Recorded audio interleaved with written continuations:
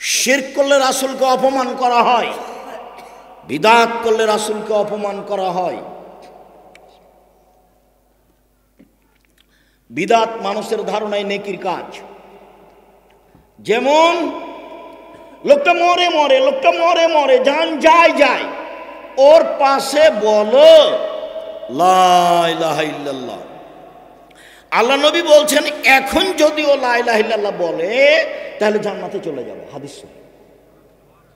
কিন্তু তার পাশে কোরআন মাজিদ পড়লে গুনাহ হবে কেন? রাসূল বলেননি। তা আপনি যে কোরআন মাজিদ পড়ছেন, হ্যাঁ আব্দুল আজিজ সাহেব কোরআন মাজিদ পড়লে গুনাহ হবে, তো কোরআন মাজিদ আপনি বাড়িতে পড়েন না, এখানে পড়ছেন কেন? এখানে পড়লে বলতে হবে লা ইলাহা ইল্লাল্লাহ, বিকল্প কোনো পথ নেই। মারা গেছে চাদর দিয়ে ঢেকে দেন, মুখখান কেবলা দিকে করলেন কেন? কে বলেছে করতে? অজু দিয়ে গোসল দিন, তো অজু দেওয়ার সময়তে পেট চেপে পেশাব পায়খানা বের করলেন কেন? করা গুনার কাজ। আপনি এখন নখ ছোট করছেন কেন? করা যাবে না। এখন গোপ ছোট করছেন কেন? আপনি পরিষ্কার পরিচ্ছন্নতায় গেলেন কেন? সব বন্ধ। শ্বাস ছিল, সব ছিল, শ্বাস নেই, সব বাতিল। এখন শুধু অজু দিয়ে গোসল দিতে হবে, অজু দিয়ে গোসল দিবে বাস। স্বামীকে গোসল দিবে স্ত্রী, স্ত্রীকে গোসল দিবে স্বামী, অন্যথায় মহিলাকে গোসল দিবে মহিলা, পুরুষকে গোসল দিবে পুরুষ। ঋতুবতী থাকার যাই থাক, হাইজ থাকার যাই থাকো, গোসল দিতে পারবে, কোনো সমস্যা নেই। সম্মানিত দিনী ভাই বোন, বাস তিনটা কাপড় রাখেন, পাঁচটা কাপড়ের হাদিস ঠিক নয়। তিনটা কাপড় রেখে লাশটা উঠিয়ে দেন, দুই দিক থেকে কাপড়টা জমা করেন। এখন হাতটা রাখবেন দুই পাশে, বুকের উপরে রেখে নামাজি দেখাবেন না, দুই পাশে রাখবেন। এবার জানাজার পূর্বে কোনো কথা নেই, চেয়ারম্যান মেম্বার কারো বক্তব্য চলবে না, কোনো কথা নেই। শুধুমাত্র ওর ভাই বা ওর বেটারা বলবে যে আমার বাপের যদি কোনো লেনদেন থাকে, ঋণের ব্যাপার, তাহলে আমি পরিশোধ করে দেবো, এইটুকু। এরপরে জানাজা, জানাজা কাঁধে করে নিয়ে যেতে হবে, আগে কেউ যেতে পাবে না, এ কথা মিথ্যে। কাঁধ পরিবর্তন করতে হবে, এ কথা মিথ্যা। প্রয়োজনে 10 বার কাঁধ পরিবর্তন করুক। 3 বার লাশটাকে রাখতে হবে, এ কথা মিথ্যা। প্রয়োজনে 10 বার রাখুক, প্রয়োজনে রাখবে, রাখতে হবে, এ কথা নয়। লাশটা ওখানে না রাখা পর্যন্ত কেউ বসতে পাবে না, এ কথা ঠিক নয়। ওর আগে আগে কোনো মানুষ যেতে পাবে না, এ কথা ঠিক নয়। যেদিকে পা থাকে সেদিক থেকে লাশ ঢোকাতে হবে। বিসমিল্লাহি ওয়া আলা মিল্লাতি রাসূলিল্লাহ সাল্লাল্লাহু আলাইহি সাল্লাম। 3 অঞ্জলি মাটি দিতে হবে। বহু মানুষ ডালিতে করে সবার হাত দিয়ে মাটি ছয়ে নিতে হবে, নেহাত অন্যায় কথা, পাপের কথা। বাস যা মানুষ এসেছে এসেছে, সবাই ডবল নেকি পেয়ে যাবে, মাটি দেওয়া হয়ে গেছে গেছে। লাশ রাখতে হবে একবারে হুবাহু ডান কাতে, গোটা লাশটা ধরে একবারে আলোক করে উঠিয়ে এক পাশে লাগিয়ে দিতে হবে, মুখ থাকবে কেবলার দিকে। চিৎ করে কবরে রাখা হবে না। মাটি শেষ হয়ে গেলে বলতে হবে আল্লাহ মাগফিরুল্লাহ সাব্বে, তো বাড়ি চলে যেতে হবে। সবাই মিলে হাত তুলে দোয়া করলে সবাই গুনাহগার হবে, রাসূলকে অপমান করা হবে। আপনি একটু পরে এসে হাত তুলে দোয়া করেন, আপনার বাপ হয়, আপনার ভাই হয়, এখন যান। আপনার বাপ, আপনার ভাই, আপনার আত্মীয় স্বজন, যান, মাঝে মধ্যে যান। যাননি তো সেদিন ক্ষমা ঢং দেখা দেখেছেন কেন? আমি তো 30 বছর আগে না করেছি। এমন কোনো মায়ের বেটা এখনো জন্ম হয়নি কেন? ওরকম মুখের ওপরে বলে না কেন? হুবাহু প্রমাণ পেশ করতে হবে। শুধু কাজই এটা। 90 সাল থেকে মাথায় আসছি, শুধু কাজ হলো এটা, ফতোয়া লেখা। তারপরে 2 নম্বর কাজ হলো পড়াশোনা করা, শিক্ষকতা করা। আর 3 নম্বর কাজ হলো মাঠে যাওয়া। শুনুন, ধর্ম একজন লোক নাম দিয়ে কথা দিয়ে চলে, যার নাম মুহাম্মদ সাল্লাল্লাহু আলাইহি ওয়াসাল্লাম। পৃথিবীর কারো কথা চলে না। রাসূলকে অপমান করে সফলতা অর্জন করা যাবে না। সুন্নাত রাসূলের বাস্তবায়ন করতে হবে। হাত তুলে দোয়া করেন, এখন করেন। আমি তো সব সময় বলছি যে আপনি হাত তুলে দোয়া করেন, পদ্ধতিও বলছি। আপনি যার কথা বলেছেন সে তো পদ্ধতি বলেনি। আমি বলেছি এখনই যদি নিতে হয় তাহলে এভাবে বলতে হবে, এখনই দাও। আর যদি বলেন যে দাও, তাহলে এভাবে বল। বলার পদ্ধতি আগে কি পড়তে হবে? আর সূরা ফাতিহা বলতে পড়তে হবে ইসমে আজম। তো সূরা ফাতিহার প্রথম 3 আয়াত হলো ইসমে আজম। বা লা ইলাহা ইল্লা আনতা সুবহানাকা ইন্নী কুনতু মিনাজ জালিমিন, এটা হলো ইসমে আজম। বা আসলেই ইসমে আজম যেটাকে আল্লাহ নবী বলেছেন, একটা লোক একটা দোয়া পড়ে দোয়া করলো, তখন আল্লাহ রসুল বললেন লোকটা ইসমে আজম দিয়ে দোয়া করেছে, যা চেয়েছে তাকে দেওয়া হয়েছে, যা চেয়েছে তাকে দেওয়া হয়েছে, ও যা বলেছে তা মেনে নেওয়া হয়েছে। লোকটা ইসমে আজম পড়ে দোয়া করেছে, ও যা চেয়েছে তা দেওয়া হয়েছে, ও যা বলেছে তা মেনে নেওয়া হয়েছে। লোকটা ইসমে আজম পড়ে দোয়া পড়েছে, ইসমে আজম পড়ে দোয়া করেছে। ইসমে আজম কি? লোকটা বলল আল্লাহুম্মা ইন্নী আসআলুকা বিআন্নাকা আনতাল্লাহ লা ইলাহা ইল্লা আনতাল আহাদুস সামাদুল্লাযী লাম ইয়ালিদ ওয়া লাম ইউলাদ ওয়া লাম ইয়াকুল লাহু কুফুয়ান আহাদ। এটা হলো ইসমে আজম। দোয়ার বইয়ে দেওয়া আছে, দেখেন। আপনি না পড়লে তো আর আপনাকে আমি পড়াতে পারছি না।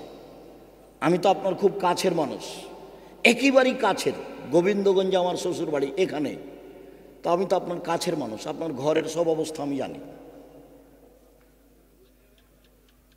আমি তো মনে করি যে গোবিন্দগঞ্জে আমি বক্তব্য দিচ্ছি মানে আমার জন্মভূমিতে বক্তব্য দিচ্ছি। একদিন দুদিন না, 8 বছর আমি থেকেছি। আপনার সাথে আমার আন্তরিকতার অভাব নেই। আমি চেয়েছি, আমি আব্দুর রাজ্জাক বিন ইউসুফ এসেছি মানে কি, গোবিন্দগঞ্জের সারা এরিয়ায় কেউ বাড়িতে থাকবে না। আমি তার কাছে ভালো ধারণা আমার উপরে রাখা চাই। আমি যেটা বলছি সেটা মেনে নেওয়া চাই। আমি যেটা বলছি তাতে পরামর্শ চাই। আমি তো আপনার ঘরের মানুষ, আমি চাইব না তো চাইবে কে? সব দাবি আমার আপনার উপরে থাকবে। আপনি যেমন দাবি করে বলছেন যে আব্দুল রাজ্জাক সাহেব আপনাকে আসতেই হবে, আপনি আমার এই, আপনি আমার আত্মীয়, আপনার এই, তো ভালো কথা, আপনারটুকু ভালো, তো আমারটুকুও রাখতে হবে। আমি এসেছি, আপনি বাড়িতে বসে থাকবেন মানে? এই যে আমি বলছি, এই মাটির অতি 50 বছর সাক্ষী থাকলো, দিন ধর্ম এভাবে কেউ বলেছে কি না, আরো 50 বছর সামনে থাকলো। সম্মানিত দিনী ভাই বোন, আবু তালহা রাদিয়াল্লাহু তাআলা আনহু বলেন, আল্লাহর নবী বলেছেন, লা তাদখুলুল মালায়েকাতু বাইতান ফিহি কালবুন তাসাবির।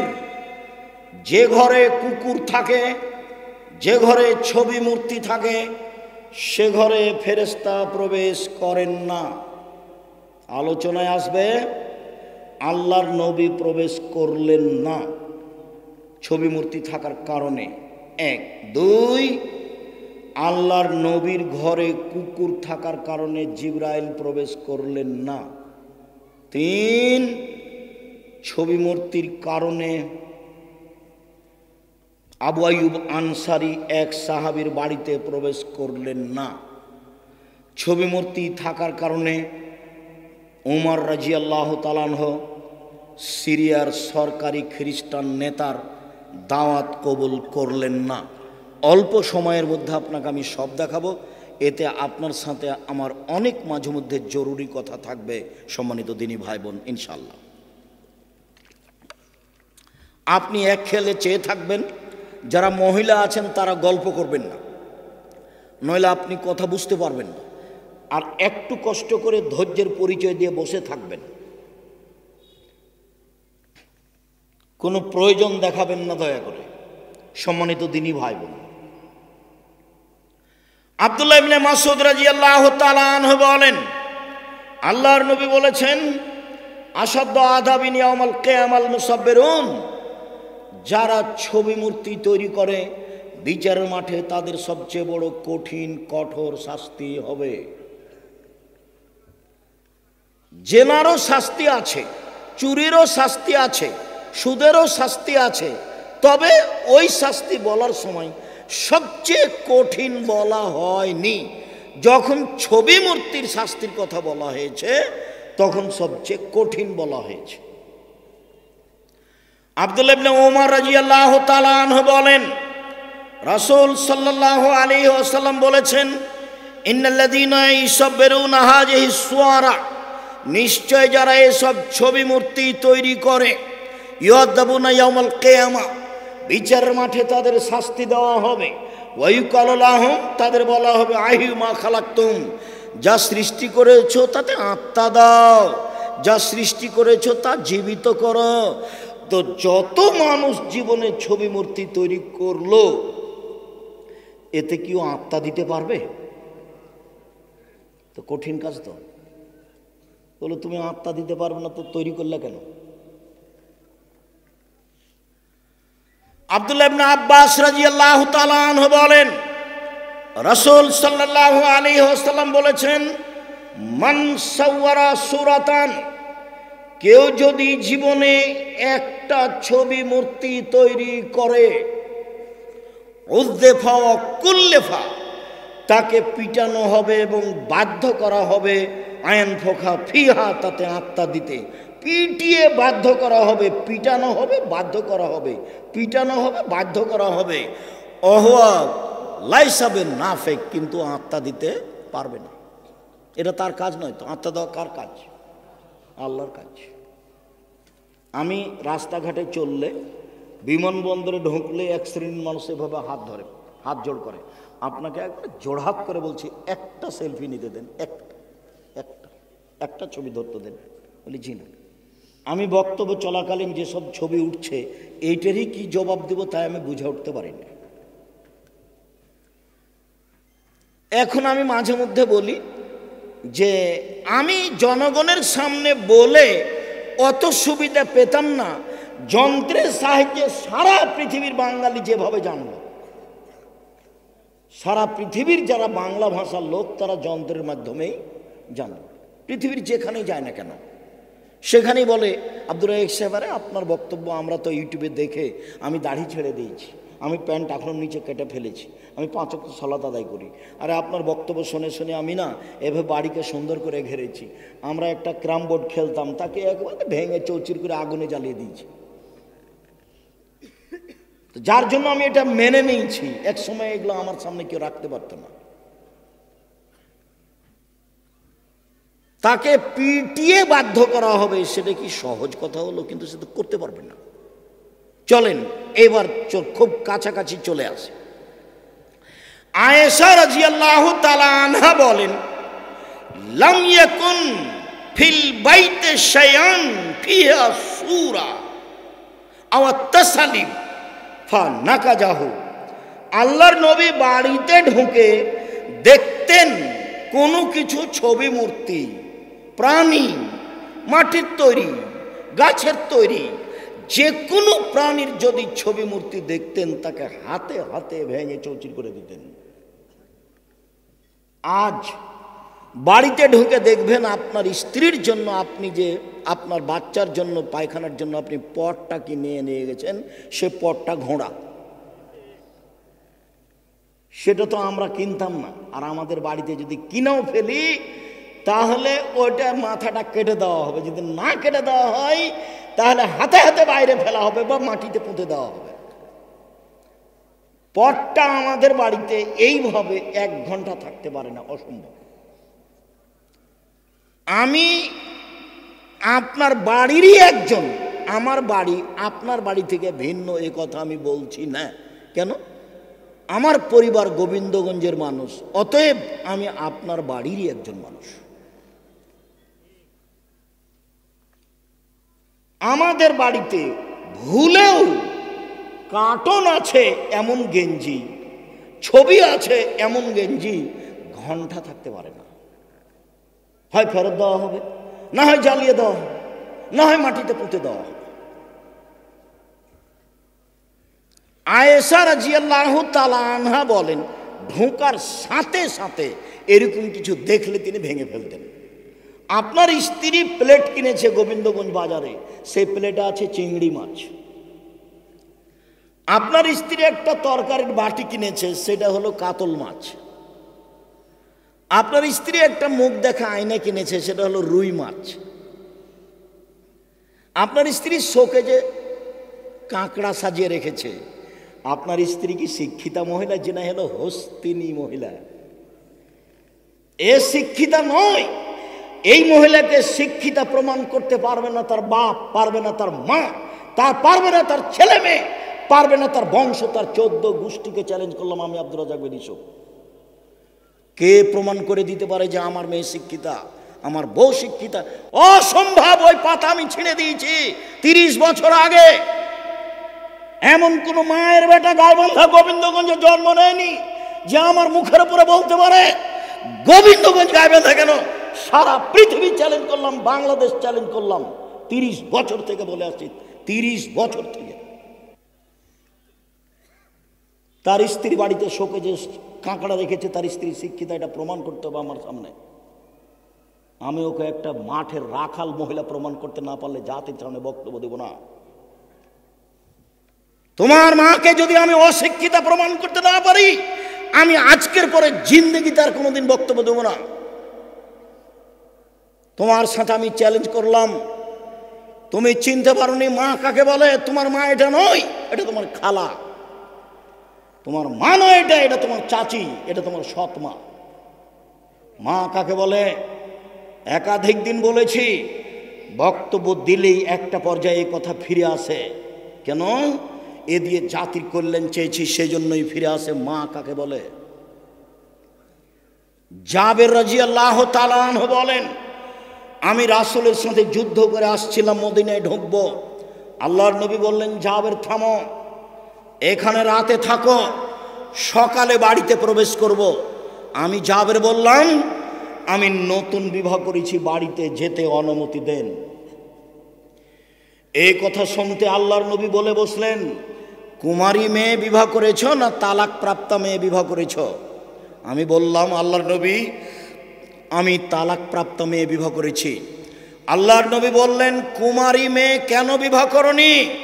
তুমি তার সাথে খেলতেও তোমার সাথে খেলতো, তুমি তার সাথে খেলতেও তোমার সাথে খেলতো, তুমি কুমারী মেয়ে কেন বিবাহ করনি? তখন জাবের বলছেন, আল্লাহর নবী, আমার বাপ উহুদের যুদ্ধে শহীদ হয়েছেন 9 জন মেয়ে রেখে, আমার 9 জন বোন আছে। আল্লাহর নবী, আমার পিতা উহুদের যুদ্ধে শহীদ হয়েছেন 9 জন মেয়ে রেখে, আমার 9 জন বোন আছে। আকরাহওয়ান উজাব্বেজা মিসলাহুন না, আমি তাদের সমবয়সের মেয়ে বিবাহ করতে অপছন্দ করেছি 4টা কারণে। 4টা কারণে আমি তাদের বয়সের মেয়ে বিবাহ করিনি। 4টা কারণে আমি তাদের বয়সের মেয়ে বিবাহ করিনি। 1, তুয়াল্লেমাহুন্না, আমার স্ত্রী যেন আমার বোনদেরকে বিদ্যা শিখাতে পারে, এই জন্য আমি বড় বয়স্কা তালাক প্রাপ্ত মেয়ে বিবাহ করেছি। 2, বলে তুয়াদ্দেবাহুন্না, আমার স্ত্রী যেন আমার বোনদেরকে শিষ্টাচার শিখাতে পারে, শিষ্টাচার, এই জন্য আমি বয়সের মেয়ে বিবাহ করেছি। 3, বলে তুরাজ্জালাহুন্না, আমার স্ত্রী যেন আমার বোনদের মাথার চুলকে সাজগোজ করে চিরুনি করে পরিপাটি করে রাখতে পারে, এই জন্য বয়সপ্রাপ্ত মেয়ে বিবাহ করেছি। 4, অত্তাকুম আলাইহিন্না, আমার স্ত্রী যেন আমার বোনদেরকে পাহারা দিতে পারে, পাহারা, সেই জন্য আমি বয়সের মেয়ে বিবাহ করেছি। এই ছেলে, চলো এবার তোমার মার কাছে তুমি ফিরে যাও। উপস্থিত দিনী বৈঠকের মুসলিম বোন, 1 মিনিট থামেন, আমি আপনার জন্য এসেছি। যদি আপনার কিছু উপকার করতে পারি, আপনি নিজেকে হিংসার চোখে দেখবেন না, আপনি রাসূল সাল্লাল্লাহু আলাইহি সাল্লামের চোখে নিজেকে দেখেন, মুসলমান হিসেবে দেখেন, আপনার জন্য মানা সহজ হবে। আপনি যদি মনে করেন মানলেই কি আর না মানলেই কি, সে তাতেও কোনো আসে যায় না। মানলেই কি আর না মানলেই কি, মানলেই কি আর না। ফেরাউনও বলেছিল, যখন মূসা আলাইহিস সালামকে আল্লাহ বললেন, মূসা ফেরাউনকে দাওয়াত দিতে যেতে হবে, মূসা বললেন, আমার ভাষা সাবলীল নয়, আমি ভালো করে কথা বলতে পারি না, আর ফেরাউনের পক্ষ থেকে আমার উপর একটা অপরাধের অভিযোগ আছে, 1 থাপ্পড় দিয়ে আমি একটা লোক মেরেছি, আমি যাব না। তখন আল্লাহ বললেন, তোমাকে যেতে হবে। বলে, আমার ভাইকে সাথে দেন। ঠিক আছে, দিলাম। তা আমি গেলে ওরা মারবে আমাকে, বলে আমি তোমার সাথে আছি, যাও। এবার দেখেন চলে এসেছে, মূসা এসেছেন, বলছেন, আপনি সীমা লঙ্ঘন করেছেন, আপনি আমার সম্প্রদায়কে ছেড়ে দেন। তখন ফেরাউন বলছে, আরে তুমি তো সেই শিশু, তোমাকে কি আমি শিশুকালে লালন পালন করিনি? 1, 2, তুমি কি শিশুকালে বহু বছর আমার মাঝে থাকনি? 3, তুমি তোমার কর্ম করেছো, যা করেছো, এক থাপড় দিয়ে মানুষ মেরেছো, তুমি বড় অকৃতজ্ঞ। এটা ফেরাউন বলল। এখন মূসা বলছেন, জি আমি যা করেছি তা করেছি, তখন আমি ভুল পথে ছিলাম, ঠিকই এক থাপড় দিয়ে মানুষ মারা ভুল হয়েছে। আমি যা করেছি তা করেছি, তখন আমি ভুল পথে ছিলাম। তোমার হত্যার ভয়ে আমি মূসা দেশ ছেড়েছি। আমার প্রতিপালক আমার প্রতি দয়া করেছেন, আমাকে জ্ঞানে গুণে পূর্ণ করেছেন, আমাকে নবী করেছেন। হ্যাঁ ঠিকই, তুমি আমার উপরে অনুগ্রহ করেছো, অনুগ্রহ করে তুমি খোঁটা দিয়েছো। এই যে খোঁটা, হ্যাঁ তোমাকে আমি শিশুকালে লালন পালন করিনি। এই যে খোঁটা, হ্যাঁ তুমি কি শিশুকালে বহু বছর আমার মাঝে থাকনি? এই যে খোঁটা, হ্যাঁ তুমি আমার প্রতি অনুগ্রহ করেছো, অনুগ্রহ করে তুমি খোঁটা দিয়েছো, খোঁটা দিয়ে তুমি বনি ইসরায়েলকে দাসদাসীতে পরিণত করেছো, তুমি বড় উদ্ধত স্বৈরাচার সীমা লঙ্ঘন করেছো। মূসার ঘোষণা এটা। ফেরাউন বলল, মূসাকে ঘেরো, হত্যা করতে হবে। মূসা আগে আগে পালালেন, ফেরাউন পিছে পিছে। সাগর সামনে, বাহারে কুলজুন, নীল সাগর নয়, কুলজুন সাগর। এবার মূসার সঙ্গী সাথী বললেন, আটকা পড়েছি। তখন মূসা বলছেন, কাল্লা, কখনো নহে, অসম্ভব হতে পারে না, ফেরাউন আমাকে ধরতে পারেনি। না মায়া রব্বি, আমার সাথে আমার প্রতিপালক রয়েছে। একটু আগে আল্লাহ বললেন মূসাকে যে আমি তোমার সাথে আছি। কথা ধরতে পারেন না মনে হয়। একটু আগে আল্লাহ কি বললেন মূসাকে? আমি তোমার সাথে আছি। এখন মূসা আলাইহিস সালাম বলছেন যে আল্লাহ আমার সাথে আছে। মূসা পার হয়ে গেলেন, ফেরাউন ডুবে গেল। সবাই জানে আপনি মুহাম্মদ সাল্লাল্লাহু আলাইহি সাল্লামের নিয়ম না মেনে উপেক্ষা করে চললে আপনার ক্ষতি হবে, কারো ক্ষতি হবে না। এর জন্য আপনি দায়ী, উপেক্ষা করিয়েন না। এক মা ছেলে মেয়েকে বিদ্যা শিখাবে, এমন কোথায় বিদ্যা আছে যেই বিদ্যাতে লেখা আছে যে ছবি মূর্তি ভালো, নেকির কাজ, শোকে যে কেন পুড়িয়ে সাজা আছে কাঁকড়া। 2 শিষ্টাচার। কি শিষ্টাচার বলো তো ছেলে? তোমার নখটা বড় আছে, এইটাই ভালো শিষ্টাচার? তোমার বোনের নখটা বড় আছে, এইটাই কি ভালো শিষ্টাচার? তোমার বোন এখন মাথায় নাক কাপড় না দিয়ে আছে, এটাই কি ভালো শিষ্টাচার? তুমি পুরুষ মানুষ হাতে হয়ে দিয়ে রেখেছো, মেহেদি দিয়ে রেখেছো, এটাই কি ভালো শিষ্টাচার? শিষ্টাচার শিখাবে। 2 আমার বোনদেরকে চিরুনি করে যত্ন করে রাখবে, কাপড় চুপড় পরিষ্কার করে ঝকঝকে করে সাজগোজ করে বাচ্চাকে রাখবে। এটা কার জিম্মেদারি? এটা মায়ের জিম্মেদারি। 4 বাচ্চার উপরে মা পাহারা দিবে, তার নাম মা। সব সময় 24 ঘন্টা বাচ্চার উপরে পাহারা দিবে মা। কোথায় গেছিলে, কি করছিলে, কি করো, আজকে ক্লাস নেই, আজকে যাওনি কেন, আজ কেন যাওয়া, সব সময় মা পাহারা দিবে বাচ্চাদের, তার নাম মা। শুনুন, আয়েশা রাদিয়াল্লাহু তাআলা আনহা বলেন, কাদেমান নবী সাল্লাল্লাহু আলাইহি সাল্লাম মিন সাফারিন, একদা আল্লাহর নবী সফর থেকে এসে বাড়িতে ঢুকলেন। বাড়িতে ঢুকে দেখলেন যে ইন্নালি কেরামান সাতারত আলা সাহুয়াতিন লি, আমার একটা চাদর ছিল, সেই চাদরটা আমি জ্বালানায় ঝুলিয়ে দিয়েছিলাম, সেই চাদরে ছিল ছবি। আল্লাহ নবী দরজায় দাঁড়িয়ে বললেন, আয়েশা মাহাজেহি, এইটা কি? ইন্না হাদিহি সূরা ইউযাবুনা ইয়াউমাল কিয়ামা আল্লাযিনা ইয়াযাহুনা বিখালকিল্লাহ, যারা আল্লাহর সাদৃশ্য তৈরি করে তাদের কঠিন শাস্তি হবে। ছবি মূর্তি তৈরি করা হলো আল্লাহর সাদৃশ্য করা। সুদ মহাপাপ, আল্লাহর সাদৃশ্য নয়। ঘুষ মহাপাপ, আল্লাহর সাদৃশ্য নয়। সালাত আদায় না করা মহাপাপ, আল্লাহর সাদৃশ্য নয়। আপনার সিয়াম রোজা না থাকা মহাপাপ, কিন্তু আল্লাহর সাদৃশ্য নয়। আল্লাহর কাজের সাদৃশ্য হলো ছবি মূর্তি তৈরি করা। আয়েশা রাদিয়াল্লাহু তাআলা আনহা বলেন, একদা আল্লাহর নবী বাড়িতে প্রবেশ করলেন, আমি একটা চাদর দরজায় ঝুলিয়ে রেখেছিলাম। আল্লাহ নবী বলেন, আয়েশা চাদরটি সরিয়ে নাও। আয়েশা রাদিয়াল্লাহু তাআলা আনহা বলেন, একদা আমি একটা চাদর কিনেছিলাম, আল্লাহ নবী দরজায় দাঁড়িয়ে গেলেন, ভিতরে ঢুকলেন না। এ দেখেন শুরু হলো এবার। আল্লাহর নবী নিজ বাড়িতে ঢুকছেন না ছবি মূর্তির কারণে, দরজায় দাঁড়িয়ে গেলেন। আয়েশা বলছেন, মুখের চেহারা দেখে আমি বুঝতে পেরেছি তিনি অসন্তুষ্ট। আমি বললাম, আমান্ত বিল্লাহি রাসূলিহি, আমি আল্লাহকে মেনে নিয়েছি, নবীকে মেনে নিয়েছি, বলেন তো আমি কি পাপ করেছি? আপনি ভিতরে ঢুকছেন না কেন? 1 মিনিট, এই ছেলে প্রস্তুতি নাও, 1 মিনিট।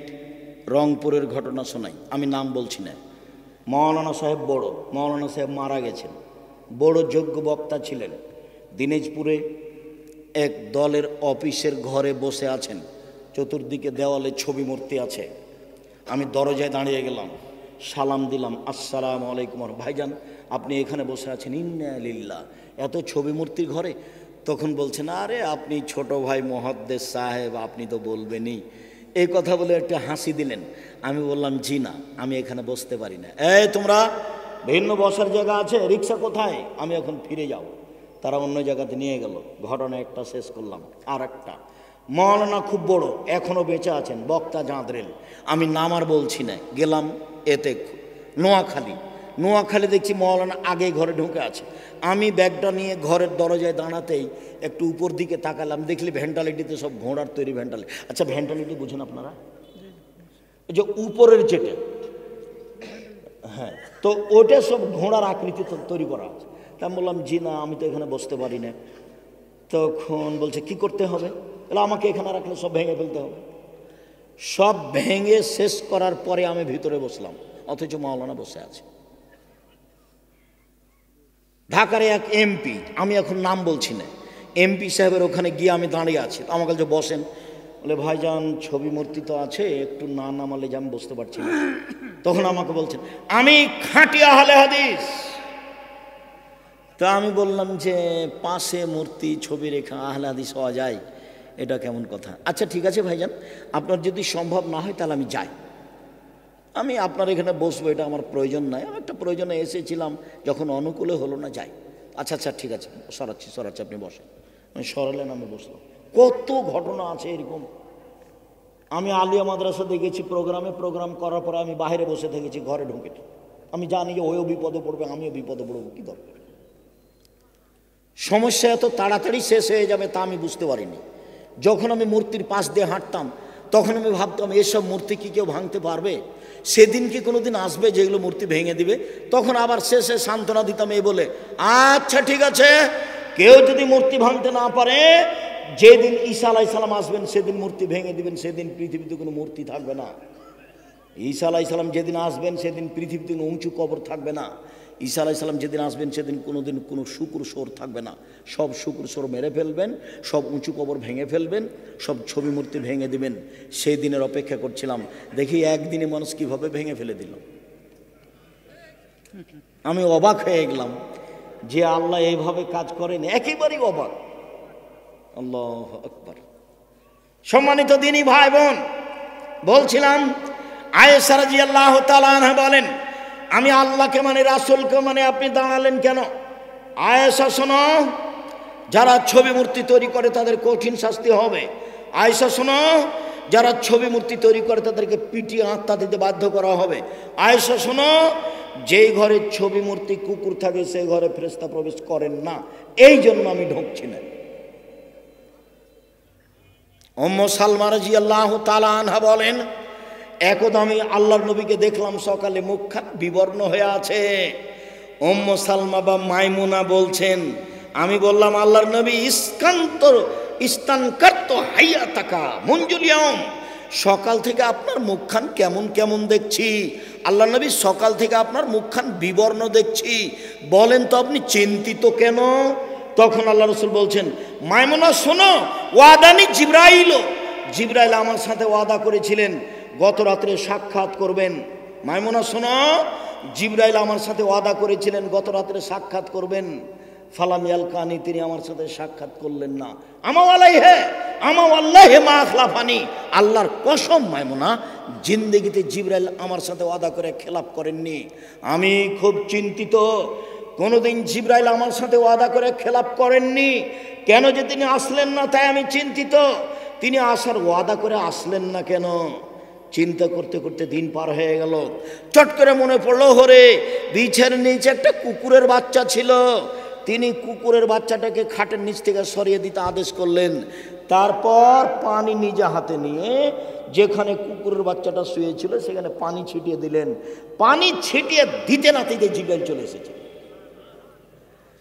হাদিস বুখারী মুসলিম। জিবরাইল বলছেন, আল্লাহ নবী বলছেন, আমি তো ওয়াদানি, আপনি আমার সাথে ওয়াদা করেছিলেন গত রাত্রে আপনি আমার সাথে সাক্ষাৎ করবেন, ফালাম তালকানি, আপনি তো আমার সাথে দেখা করলেন না, ঘটনা কি বুঝলাম না। আল্লাহ রাসূল সব বলে ফেললেন। এখন জিবরাইল বলছেন, আজাল, জি হ্যাঁ, আপনার সাথে সাক্ষাতের আমি ওয়াদা করেছিলাম, কিন্তু আমরা ওই ঘরে প্রবেশ করি না যে ঘরে ছবি মূর্তি কুকুর থাকে। আমি এসেছিলাম ঠিক, ফিরে গেছো ঠিক, আমি এসেছিলাম ঠিক, ফিরে গেছো ঠিক, আমি এসেছিলাম ঠিক, আমি ফিরে গেছি এটাও ঠিক, আমি এসেছিলাম ঢুকতে পারিনি। যেই ঘরে ছবি মূর্তি কুকুর থাকে সেই ঘরে আমি প্রবেশ করি না। একটু আগে আল্লাহর নবী প্রবেশ করলেন না, আর এবার আল্লাহর নবীর ঘরে প্রবেশ করছেন না কে? জিবরাইল আলাইহিস সালাম। এবার একজন সাহাবী আর একজন সাহাবীর ঘরে প্রবেশ করছেন না, এবার কাছাকাছি চলে এসেছে। আপনার ক্লান্ত হওয়ার আগে আমিও ক্লান্ত বোধ মনে করছি। সম্মানিত দিনী ভাই বোন, আব্দুল্লাহ ইবনে সালেম বলছেন, আরাস্তু ফি আহাদে আবি, আমার আব্বার বেঁচে থাকতেই আমি বিবাহ শাদী করলাম, আমার ওয়ালিমার দিন হলো। তো আমার আব্বা জনগণকে দাওয়াত দিলেন, অলিমার দাওয়াত। অলিমার দাওয়াত জনগণকে দিতে হয়। আকিকার দাওয়াতের প্রমাণ নেই। আকিকার সাথে কুরবানির পশুর কোনো সম্পর্ক নেই। কুরবানির পশু হবে দাঁত আছে দেখে, শিং আছে দেখে, খুর আছে দেখে, চোখ আছে দেখে, তাজা মোটা একবারে ঝকঝকে। আর আকিকা 7 দিনের দিন বাপকে দিতে হবে, গোস্তের জন্য নয়, ওর বাপকে দিতে হবে। কানা হোক, ল্যাংড়া হোক, টেরা হোক, ভাঙা হোক, 2 মাসের হোক, 1 মাসের হোক, খালি হলেই হলো। ছেলের জন্য 2টা কানা ন্যাংড়া যা হয়, মেয়ের জন্য একটা কানা ন্যাংড়া যা হয়, 2 মাস 4 মাস সময় যা পাওয়া যায়। ছাগল ছাগি, ভেড়া ভেড়ি, দুম্বা দুমি যেটা হোক না কেন, কুরবানির সাথে আকিকার কোনো সম্পর্ক নেই। কুরবানি নেকির কাজ, আকিকা বাপের জিম্মেদারি। কুরবানি নেকির কাজ, আকিকা বাপের জিম্মেদারি। 7 দিনের দিন বাপকে আকিকা দিতে হবে, ছাগল জবে করতে হবে, বাচ্চার মাথা নেড়ে করতে হবে, চুল সম পরিমাণ রূপা দান করতে হবে। 7ম দিনে কুরবানি ছাগল জবে করতে হবে, বাচ্চার নাম রাখতে হবে, মাথা নেড়ে করতে হবে, চুল সম পরিমাণ রূপা দান করতে হবে ফকির মিসকিনকে। এটা বাপের জিম্মেদারি, ভিক্ষা করে করবে, করতেই হবে। জমিদারি দিয়ে করবে বলে নাই, চাকরি দিয়ে করবে বলে নাই, কর্জ দিয়ে করবে বলে নেই, তো 7 দিন ভিক্ষা করুক, করতেই হবে। ওটা বাপের জিম্মেদারি। 7 দিনের দিন ন্যাংড়া খোড়া যাই হোক, কথা বোঝা যায় না? এই যে বলে যাচ্ছি, কোনোদিন এইভাবে উল্টে ধরার কোনো সুযোগ নেই, যা বলছি সেটাই। তবে আমি মানুষ। বলছিলাম, সম্মানিত দিনী ভাই বোন, অলিমা আসলেন আবু আইয়ুব আনসারী, আমাদের বাড়িতে ঢুকলেন। বাড়িতে ঢুকে তিনি ঘরের দিকে তাকিয়ে দেখলেন, তখন আমি দাঁড়িয়েছিলাম। অসতেরা বাইতি বিনেজাদে আখজারা, আমাদের ঘর বাড়ি সবুজ চাদর দিয়ে ঢাকা হয়েছিল। আমাদের ঘর বাড়ি সবুজ চাদর দিয়ে ঢাকা হয়েছিল। আবু আইয়ুব আনসারী ঢুকে বললেন, কি ব্যাপার? আনতুম তাস্তরুনাল জদরা বিনেজাদিন আখজারা, আপনারা সবুজ চাদর দিয়ে বাড়িঘর ঢেকে রেখেছেন।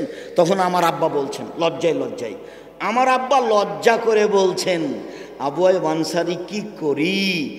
ইয়াগলেবনা নিসা আলাইনা, মহিলারা আমাদের উপরে জয়ী হয়েছে, টিকতে পারিনি মহিলাদের কাছে। তখন আবু আইয়ুব আনসারী বলছেন, শুনুন, যারা মহিলাদের কাছে পরাজয় হবে আপনাকে আমি তাদের মধ্যে গণ্য করিনি। আমি আবু আইয়ুব আনসারী বলছি, যারা মহিলাদের কাছে পরাজয় হবে আমি আপনাকে তাদের মতো মনে করিনি। শোনেন, লা আতআমু লাকুম তাআমান, আমি আপনাদের খাদ্য খাবো না। ওয়ালা আদখুলু লাকুম বায়তান, আমি আপনাদের বাড়িতে ঢুকবো না। ফাখারাজা, তারপর বের হয়ে গেলেন। আমাকে আপনি আমার মেয়ের বিবাহতে দিয়ে দেন দেখি, আমি বিবাহ পড়াতে নিয়ে আসেন দেখি কেমনে ছবি উঠে। আমি তো বিবাহ পড়ানোর জন্য গেছি মালয়েশিয়া, আমি বিবাহ পড়ানোর গেছি চট্টগ্রাম। বিমানে মালয়েশিয়া গেছি একটা বিবাহ পড়ানোর জন্য। আমি বিমানে চট্টগ্রাম গেছি বিবাহ পড়ানোর জন্য। আমি যেটা বলবো সেটাই হতে হবে। বৈঠক যতদিন পর্যন্ত এরকম না হবে ততদিন পর্যন্ত তাতে আমি রাজি নই। আমি একটা কথা নকল করি, আমার বিবাহের বৈঠকে মোহরের কথা উঠেছে, তখন আমি বলছি মোহর এটা হতে হবে, যেমন আমি বলেছি মোহর এটা হতে হবে। আমার মামা শ্বশুর একবারে লাভ দিয়ে উঠলেন, সোলা গাড়ি লাভ দিয়ে উঠে বলছে, এই বিবাহ উঠিয়ে দাও, এই বিবাহ উঠিয়ে দাও, এই বিবাহ দিতে হবে না। জামাই কথা বলে, এই তো ভালো জামাই নয়, জামাই কথা বলে, এই চিল্লা চিল্লি করে বাড়ির ভিতরে ঢুকলেন। বাড়িতে খুব চিল্লা চিল্লি করলেন। আমার শাশুড়ি তার কথায় কান দিলেন না। আমার শাশুড়ি তার ছেলেরাকে বললেন যে ওকে সুন্দর করে ঠান্ডা করে বুঝাও, নইলে পরিবেশ নষ্ট হবে। তো কি বুঝাবে, একবারে রাগ করে বাড়ি থেকে বের হয়ে চলে গেল, সোলা গাড়ি চলে গেল, বিবাহ বৈঠকেই থাকলেন না। তো মোহর দিব আমি, আর কথা বলবে আর একজন, একই কথা। আবার বলছে যে বরকে এভাবে বসে থাকতে হবে। কেমন করে বলো তো, মুখের মধ্যে এটা কেবলামুখী হয়ে ধর্ম পাগল হয়ে গেছে। রংপুর, দিনাজপুর, লালমনিরহাট, নীলফামারী, কুড়িগ্রাম, পঞ্চগড়, ঠাকুরগাঁ, গাইবান্ধা, এইসব জেলাতে উকিল বাপ লাগে। জ্যাঠো হয় উকিল বাপ, তবে সে বাপ হয়ে যায় না। চট্টগ্রামে উকিল বাপ সেদিন থেকে বাপ হয়ে যায়, সেদিন থেকে মেয়ে ওই বাপের বাড়ি বেড়াতে যায়, ওই বাপ এর বাড়ি বেড়াতে আসে। কেন? এটা বাপ। তো যে জন্ম দিল সে কোথায় গেল? ও নাকি বিবাহের দিন থেকে বাদ পড়ে গেছে। কেমন ধর্ম! এই বোনারপাড়ার ওই দিকের এক লোক একদিন খুব আমার উপরে খেপেছিল। সেটা কি, এইভাবে আপনি আমাদেরকে অপমান করে কথা বলেন কেন? আপনি কিভাবে বলতে পারেন যে বিবাহ পড়ায় যিনি কাজী সাহেবের ওই খাতাকে টয়লেট পেপার হিসেবে ব্যবহার করতে হবে? আমি বলেছি যে ব্যবহার করতে হবে, করেননি, এটা অন্যায় হয়েছে। আপনি কেন এভাবে কথা বলবেন? আল্লাহর নবী বলেছেন সাক্ষী 2 জন লাগবে। খাতাতে কয়জন দেওয়া আছে? 4 জন দেওয়া আছে। তো যেই খাতাতে নবীকে মানা হয় না, সেই খাতাকে আমি আব্দুর রাজ্জাক বিন ইউসুফ সম্মান করব, এইটা এখনো আমি এত বড় অজ্ঞান হইনি। এটা প্রশ্নই আসে না, এটা অসম্ভব। আমি বিবাহ পড়ার 2 জন সাক্ষী দিয়ে পড়াবো। পক্ষের প্রয়োজন নেই, একটা বিবাহ জায়েজ হওয়ার জন্য 2 জন সাক্ষী লাগে। বাপের দিকের হোক, মায়ের দিকের হোক, ভিন্ন দেশের হোক, মুসলমান হলেই হোক। পক্ষ নেই তো গন্ডগোল বাঁধল, মামলা হয়ে গেল, এদিককার 2 জন ওদিককার 2 জন, চলছে মামলা, পক্ষ নেই। আর উপস্থিত বৈঠকের দিনই ভাই ও বোন, এই মেয়ে তুমি উঠে হাঁটছো কোথায়?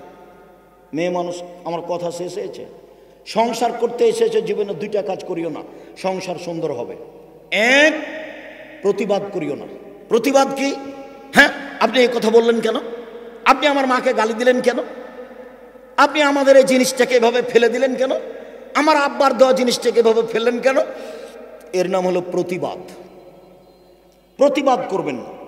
প্রতিবাদ যদি করেন তাহলে শয়তান সুযোগ পাবে, খালি আপনাকে বলিয়ে নিবে, এইটা তোমার স্বামী মানেনি, এইটা তোমার স্বামী মানেনি, বলো বলো বলো। খারাপটা শয়তান বলিয়ে নেবে। আর অভিমান করবেন না। অভিমান, তুমি তো আমার বোনের বিবাহ নিয়ে গেলে না, অভিমান। তুমি তো মেলাতে নিয়ে গেলে না, অভিমান। তুমি তো আমাকে একদিন ঢাকা নিয়ে গেলে না, অভিমান। যদি অভিমান করেন তখন শয়তান আপনাকে বলিয়ে নেবে, তোমার স্বামী যে তোমার একটা কথা মানে না। তখন আপনি দেখবেন ঠিকই তো, তখন আপনি বলবেন তুমি তো আমার কোনো কথাই মানো না। অভিমান আর প্রতিবাদ করবেন না, সংসার সুযোগ পাবে না। খালি বলবেন আমি গোবিন্দগঞ্জের গ্রামের মেয়ে, লবণ ভাতে খুশি, যাহাই দিবেন তাহাই মেনে নিব, আমার পক্ষ থেকে কোনো প্রকার আপত্তি থাকিবে না। কাপড় মোটা হোক চিকন হোক আমি হাত লাগিয়ে দেখব না। আপনি এনেছেন আমার জন্য ভালো, মোটা হলেও ভালো চিকন হলেও ভালো। আপনি বাজার থেকে বেগুন কিনে নিয়ে এসেছেন, ভালো হলো ভালো মন্দ হলো ভালো, আমি এটা ছিটিয়ে ফেলে দিয়ে আরেকটা আনতে বলবো না। আপনার কাছে যেটা ভালো আমার কাছে সেটাই ভালো। আমি গ্রামের মেয়ে, লবণ ভাতে খুশি, আমার কোনো প্রকার আপত্তি থাকিবে না। তখন শয়তান আর সুযোগ পাবে না। শয়তান তখন বলবে তাহলে থাকো তোমরা, আমি গেলাম। আর আপনাকে বলছি আপনিও অভিমান করবেন না আর প্রতিবাদ করবেন না। হ্যাঁ তুমি আমার মাকে এভাবে বললে, কি পেয়েছো তুমি? হ্যাঁ তুমি আমার মাকে গালি দিলে কেন? তুমি আমার মাকে চোখ দেখালে কেন? আপনি প্রতিবাদ করবেন না কোনো সময় বউয়ের ওপরে, নাহলে পরিবেশ গরম হবে। একটু পরে এমন ভাবে আপনার স্ত্রী তখন বলবে তোর সাথে থাকবো না, তুই আমাকে তালাক দে, তুই তালাক দে, তালাক দে। আর আপনিও থামতে না পারবেন, তোকে এক তালাক 100 তালাক দিলাম, যা যা যা। তারপর যখন 1 ঘন্টা পার হয়েছে তো আরে ইন্নালিল্লাহ, কাজটা তো ভুলে গেছে, ছেলে তো 3টে, কি করা যায়? হানাফি মানুষ আরও বিপদে পড়েছে। আব্দুর হিসেব কি করা যায়? আমাদের তো সবাই বলছে যে 1 রাতের জন্য বিবাহ দিতে হবে, এখন কি করা যায়? এখন সবাই বলছে তাহলে আব্দুর রাজাক সাহেবের কাছে যাও। তা আমি আপনার কাছে এসেছি, তালাক তো আমি 1 কোটি দিয়েছি, রাগের ভরে ভাই বলতে থেকেছি, খালি মেজাজ, খালি মেজাজ। তো হয়েছে অত রাগ করে বউ পালন করা যাবে? যাক, যা বলেছেন বলেছেন, বউ 1 তালাক হয়েছে। বউ নিয়ে আসেন, সংসার করেন। কেউ কিছু বললে বলবেন আব্দুর রাজাক বিন ইউসুফ বলেছেন, বাস। দলিলা দিলে তো গ্রামবাসী মানবে না, গ্রামবাসী বলবে 1 রাতের জন্য বিবাহ দাও, তারপরে কোনো কথা। তো আপনি কিছু না মেনে খালি বলবেন আব্দুর রাজাক বিন ইউসুফ বলেছেন, বাস, আমাদের আর কোনো কথা নেই, তুমি শক্ত হয়ে দাঁড়াবা। খবরদার স্ত্রীকে কখনো গালি দিবেন না, প্রতিবাদে যাবেন না, অভিমান করবেন না। তোমার কাছে এটা বলেছিলাম, তুমি তো এটা করলে না। তোমাকে রাতে একটু পা টিপে দিতে বলেছিলাম, তুমি তো পাটা টিপে দিলে না, তুমি ব্যস্ত থাকলে। অভিমান করতে করতে এক সময় আপনি বলবেন তুমি আমার কোনো দিনই কোনো কাজ করে দাও না। এই পর্যন্ত শয়তান বলাবে। 2টা কাজ কেউ করবেন না সংসারে, প্রতিবাদ নেই অভিমান নেই, প্রতিবাদ নেই অভিমান নেই, হিসাব নিকেশ করে চলবেন। আর আপনার স্ত্রীকে বলছি 1 কেজি বেগুন নিয়ে গেছেন, 5টা বেগুন ধরেছে, 5টাই যেন কেটে রান্না না করে, 4টা কেটে রান্না করবে, 1টা রেখে দিবে, ওতে বরকত আছে।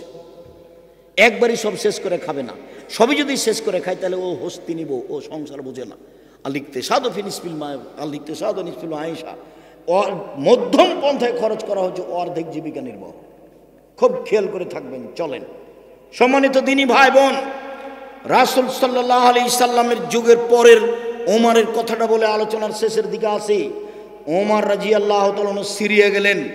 সিরিয়ার জনৈক নেতা, আপনার খ্রিস্টান বড় দাম্ভিক সরকারি নেতা, ওমরকে বললেন যে আপনি আমার বাসায় এসে তাকরেমনি আপনি আমাকে সম্মানিত করবেন। আমি জীবনে বলতে পাবো অর্ধ পৃথিবীর খলিফা, কুশাগর বুদ্ধিজীবী রাজনীতিবিদ ওমর আমার বাড়িতে একদিন দাওয়াত খেয়েছেন। আমি এই গর্ব করার কারণে আপনাকে দাওয়াত দিতে এসেছি। আজীবন আমি বলবো অর্ধ পৃথিবীর খলিফা, কুশাগর বুদ্ধিজীবী রাজনীতিবিদ ওমর আমার বাড়িতে একসঙ্গে খেয়েছে। আপনি চলেন আমার বাড়িতে দাওয়াত নেন আপনার সঙ্গী সাথী সহ। ওমর বললেন আপনাদের গির্জা ঘরে ছবি মূর্তি আছে, যে ঘরে ছবি মূর্তি থাকে ওমর সে ঘরে প্রবেশ করে না। শিরক বেদাত থেকে বেঁচে থাকুন। 24 ঘন্টার মধ্যে নয়, রাতে বাড়িতে যেন আর কোনো প্রকার ছবি, কার্টুন, কাপড় চোপড় না থাকে। কাপড় চোপড় যা আছে জ্বালিয়ে দিবেন। শোকেজে আপনার কাঁকড়া সহ যত আয়না আছে সব ভেঙে দিবেন। যদি ভেঙে না দিয়ে শোন তাহলে আপনি মুনাফেক, আপনি বক্তব্যের সাথে মুনাফিকি করেছেন, তাতে আমার কিছু আসে যায় না। আপনি ক্ষতিগ্রস্ত হবেন, আপনার ব্যাপার। আর যত কার্টুন পূর্ত কাপড় চোপড় আছে সব রাতে জ্বালিয়ে দিতে হবে। আবার আগামীকালকে নতুন কিনতে হবে, যাতে এ নাই কার্টুন নেই, এরকম কাপড় চোপড় কিনতে হবে। ফেরেশতা আপনার ঘরে আসুক, আল্লাহ আপনার প্রতি দয়া করুক, এটা আমি ঐকান্তিকভাবে কামনা করি। আল্লাহ আপনার রুজিতে বরকত দান করুক। আল্লাহ তুমি আমাদেরকে তোমার রাসূলের পদ্ধতিতে চলার তৌফিক দান করো। এই ছেলে থামো। আমার আলোচনার প্রথম কথা, জামিয়া সালাফিয়া ডাঙ্গিপাড়া পবা রাজশাহী, জামিয়া সালাফিয়া হাটাবো বীরহাটাবো রূপগঞ্জ নারায়ণগঞ্জ ঢাকা, জামিয়া সালাফিয়া তেঘরা বিরল দিনাজপুর, জামিয়া সালাফিয়া বরিশাল। এগুলো চলমান প্রতিষ্ঠান। ফর্ম হয় ডিসেম্বরে, ভর্তি পরীক্ষা হয় 1 জানুয়ারি। ফর্ম হয় ডিসেম্বর, পুরো ডিসেম্বরে, ভর্তি পরীক্ষা 1 জানুয়ারি। এটা মনে রাখবেন। আর আবদুল্লাহকে সবাই ভালোবাসি, তার বক্তব্য আমরা সবাই শুনতে চাই। আবদুল্লাহর বইগুলি আছে মিন্নাতুল বারি, ব্যতিক্রম বই, বোখারির ব্যাখ্যা। আর আমি এই অবস্থাতে চেষ্টা করেছি উপদেশ নামে বইটা লিখা, যা বলি সেগুলো কলমে লেখা, অতি প্রায় সব কিছু আছে, ছবি মূর্তি আছে। আর সলাতের উপরে বইটা, নামাজের উপরে বইটা, বিস্তারিত নিয়মকানুন দেওয়া আছে, তাতেও দেওয়া আছে কতটি হাদিস হাত তুলে দোয়া করার, আর কতটি জয়ীফ হাত তুলে দোয়া করার। দোয়ার বইও আছে। সবগুলোই বই নিয়ে যাবেন। শেষ পর্যন্ত যদি কিছুই না নিয়ে যেতে পারেন, তাহলে আল ইতেসাম একটা পত্রিকা নিয়ে যাবেন। সম্পাদকীয় হচ্ছে আবদুল্লাহর লেখা। সম্পাদকীয় একটা অবাক ব্যাপার। সম্পাদকীয় আবদুল্লাহর লেখা, আর পত্রিকাতে 50টা প্রশ্নের উত্তর আছে। আর আবদুল্লাহ যে সজলের সাথে বাহাস করেছিল না, ওই যে লন্ডনে যে সজল থাকে, মানে কোরআন শুধু মানতে হবে, হাদিস মানতে হবে না। অনেক দিন পরে হলো আবদুল্লাহ সে বইটা বের করলো, কোরআনের আলোকে হাদিসের অপরিহার্যতা, হাদিস মানতেই হবে। আর ওই বইটা আছে কিনা ওটা মনে হয় নাই, যেটা ওই যে ফিলিস্তিনের বিভিন্ন দেশ সম্পর্কে যেটা লিখেছে। তো শুক্রিয়া, জাজাকুমুল্লাহ খার। অনেকগুলো প্রশ্ন, কিছু 2-1টা উত্তর দিচ্ছি।